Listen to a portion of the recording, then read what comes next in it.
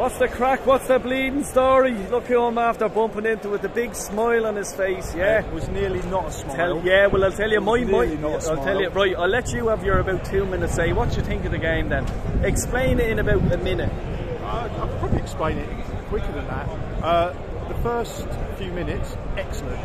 First 2 goals, inspirational. They really went for it. I was looking for the goal difference with Tottenham. Worked out if we'd won 8-0, we'd be ahead of them on goal difference as well.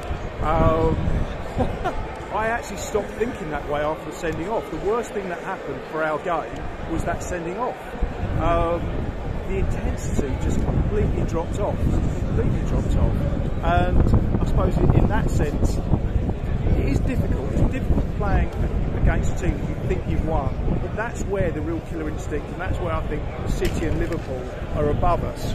In that, you know, they would have gone on and beaten them 7 or 8-0. Yeah. We just didn't have that real go get it. You know, really put them to the sword. Yes, we had a lot of chances, and we missed bad chances. It could have been more. I don't remember Leeds really having too much threat, but then at the end it became squeaky bum time, right. and my heart rate went up to 120. Well, now you've had enough of your time now, right? This Leeds team, right? As you said, right? They're gone down to 10 men. We're in the Emirates here, right? Yeah. And next thing they come back 2-1, and we're all in the last 15-20 minutes. We're biting the nails off each other, and we're still going in with Mikel Arteta singing that stupid fucking song, right? And we're expecting him to lead us into Champions League football or something like that. Seriously, do you think like Real Madrid come here, Bayern Munich, PSG come here, he'll get slapped? He'll get absolutely fucking annihilated. Seriously, you have to agree with that. No, I don't agree with that. That's ridiculous now, Julian. I don't agree with that. Why? Because the issue, when you look at how we play, we actually raise our game when it needs to be. What we did at West Ham, what we did at Chelsea, what we did against Man United, we raised our game. The issue we've got often is against the lesser sides.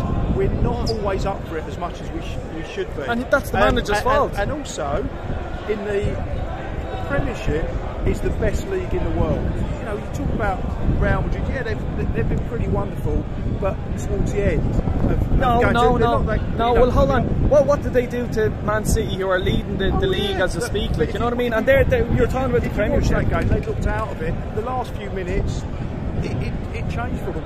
I actually went to watch Barcelona play earlier in the season.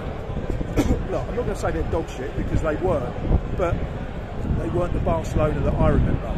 That they were a poor reflection. So, 2 things. Number one, don't overestimate the quality of European opposition.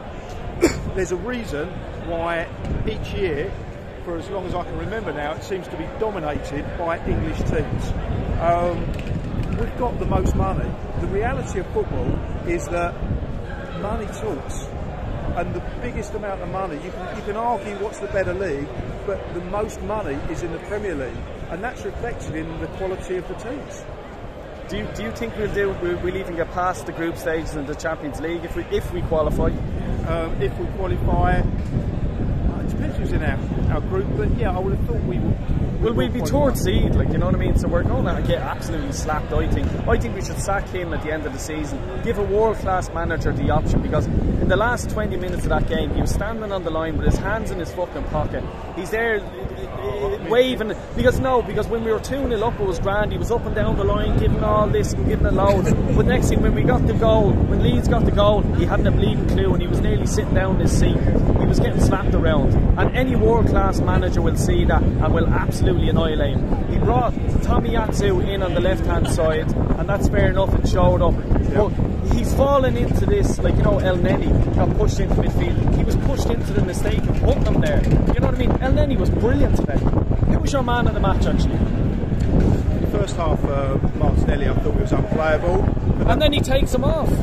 He should have taken off Eddie. No, he tired. He did take off Eddie. No, don't give me tired, because I'll tell you. Tired. No, but Martinelli's only a young fella. I don't care, and he's a bleeding super fit. He had cramp. He got taken off. It was the right time to take him off.